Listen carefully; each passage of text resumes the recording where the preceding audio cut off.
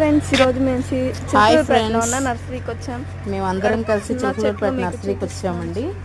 మా ఆడబిడ్డ వాళ్ళు ఒకసారి వదిన మొక్కలు చూసుకొని రా అంటే తీసుకెళ్ళింది. సో ఫస్ట్ టైం నేను యూట్యూబ్లో వాయిస్ ఓవర్ ఇస్తున్నాను. మా పిల్లలందరూ గోల చేస్తున్నారండి నర్సరీలో. ఏదో చూద్దామని వెళ్ళాము, కొందామని కూడా వెళ్ళాములేండి. కాకపోతే కొన్ని చెట్లు అక్కడ నాకు అంతగా నచ్చలేదంటే సమ్మర్ కాబట్టి అన్ని చెట్లు అలాగే ఉంటాయి. సో వాటిని మనమే పెంచాలి జాగ్రత్తగా.